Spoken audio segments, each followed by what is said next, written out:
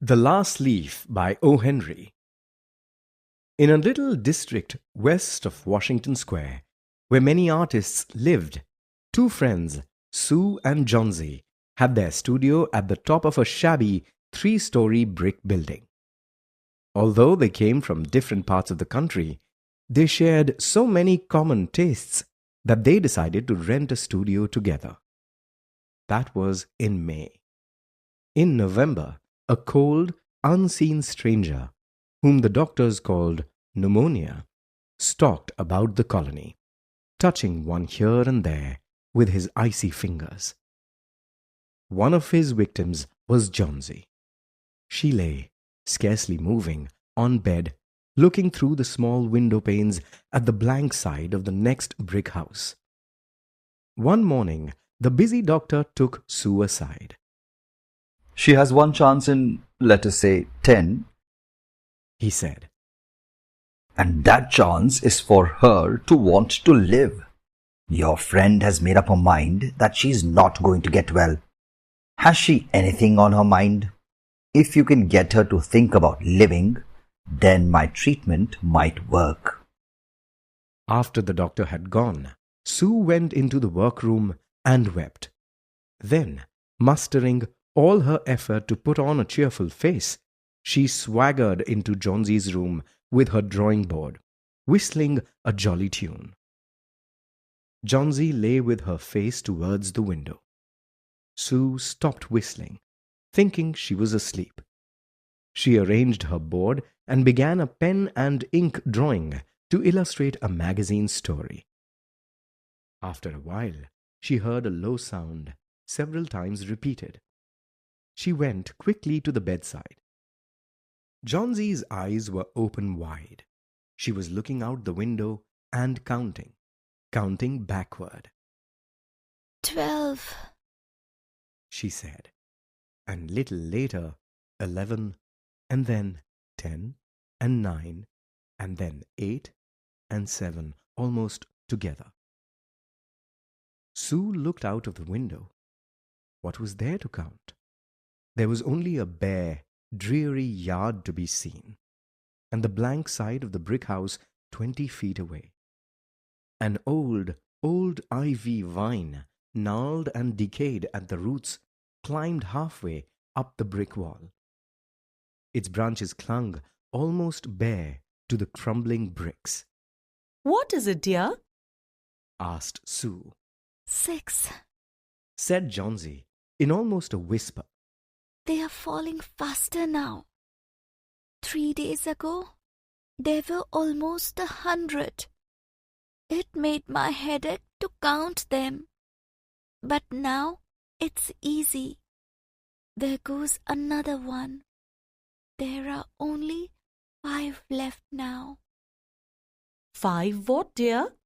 Leaves on the ivy vine. When the last one falls, I must go too. "Oh, I never heard of such nonsense," said Sue scornfully, though a cold chill went through her. "What have the old ivy leaves to do with your getting well? Why, the doctor told me this morning that your chances for getting well real soon were 10 to 1. Try to take some broth now." No, I don't want any broth. There goes another. That leaves just 4.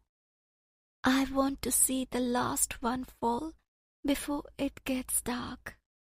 Then I'll go too. "Johnsy, dear," said Sue. "will you promise me to keep your eyes closed and not look out of the window until I'm done working? I must hand those drawings in by tomorrow. I need the light, or I would draw the shade down." Couldn't you draw in the other room? asked Johnsy coldly.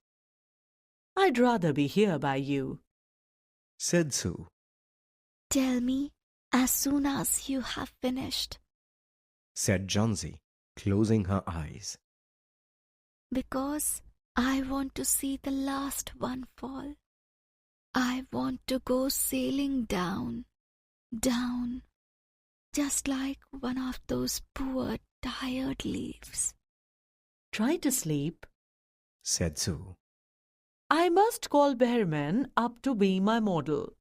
Old Berman was a painter who lived on the ground floor beneath them. He was past 60. Berman was a failure in art. 40 years he had wielded the brush without getting any success. He had been always about to paint a masterpiece, but had never yet begun it.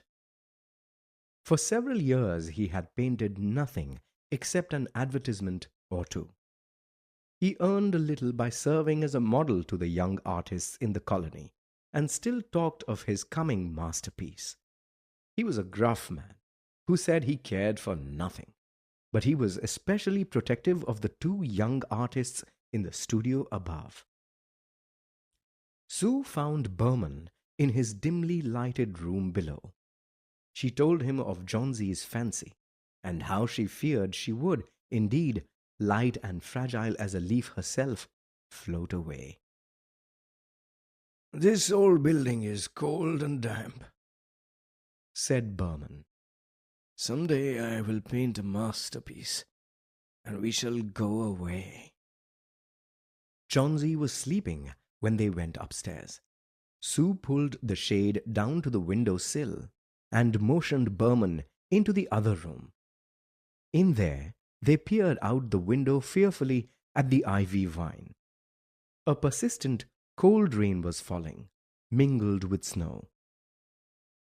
Berman, in his old blue shirt, took his seat, and Sue sketched late into the night. When Sue awoke the next morning, she found Johnsy staring at the drawn shade. "Pull it up. I want to see," she ordered, in a whisper. Fearfully, Sue obeyed. Even after the long night of beating rain and fierce gusts of wind, there yet stood out against the brick wall one ivy leaf. It was the last one on the vine. It hung bravely from the branch some 20 feet above the ground. "It is the last one," said Johnsy. "I thought it would surely fall during the night." The day wore away, and they could see the lone ivy leaf clinging to its stem against the wall. And then, with the coming of the night, the wind and the rain again beat against the windows. When it was light enough, Johnsy commanded that the shade be raised. The ivy leaf was still there. Johnsy lay looking at it, and then she called out to Sue. "I've been wrong, Sue.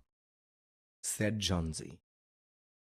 Something has made that last leaf stay there to show me how wrong I was. You may bring me a little broth now, and I will sit up and watch you draw." The doctor came in the afternoon, and Sue walked out with him into the hallway as he left. "Even chances?" said the doctor, taking Sue's thin, shaking hand in his. "With good nursing, you'll win. And now I must see another case I have downstairs. Behrman is his name. Pneumonia too. He is an old, weak man, and the attack is acute. He goes to the hospital today." The next day, the doctor said to Sue, "She's out of danger. You won. Nutrition and care now. That's all." and that afternoon, Sue came to the bed where Johnsy lay, contentedly knitting, and put one arm around her. "I have something to tell you," she said. "Mr. Behrman died of pneumonia today in the hospital. He was ill only 2 days. The janitor found him the morning of the first day in his room downstairs. His shoes and clothing were wet through and icy cold. They couldn't imagine where he had been on such a dreadful night. And then they found a lantern and a ladder that had been dragged from its place, and some brushes and a palette with green and yellow colors mixed on it. And look out of the window, dear, at the last ivy leaf on the wall. Didn't you wonder why it never fluttered or moved when the wind blew? Ah, dear one, it's Bearman's masterpiece. He painted it there the night that the last leaf fell.